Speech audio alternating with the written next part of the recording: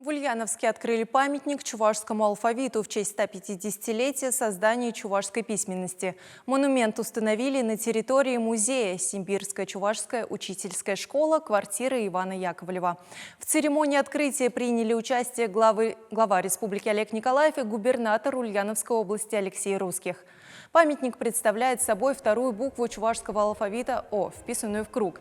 Знак символизирует одно из основных представлений национального фольклора и мифологии – соединение верхнего, среднего и нижнего миров. Монумент установлен по инициативе членов региональной чувашской общины. Автором проекта выступил член Союза чувашских художников России Виктор Егоров. На строительство памятника ушло порядка 1 миллиона 800 тысяч рублей. Губернатор Ульяновской области Алексей Русских назвал монумент символом нерушимой многовековой дружбы. Благодарю вас лично, Олег Алексеевич, правительство Республики Чувашия, а также Чувашский национальный конгресс за помощь в реализации этого замечательного проекта.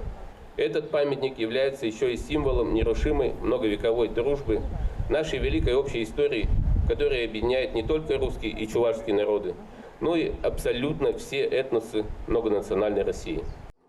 Также главы двух регионов подписали соглашение о сохранении и развитии ранее сложившихся отношений в сфере торгово-экономического, научно-технического, социального и культурно-гуманитарного сотрудничества. Руководители договорились о развитии водного туризма.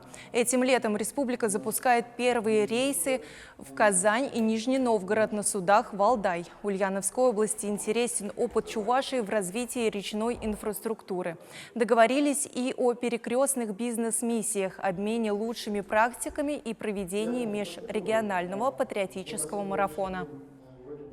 Ну и особое направление, то, что вы правильно отметили, это, мне кажется, национальная политика, культурное взаимодействие.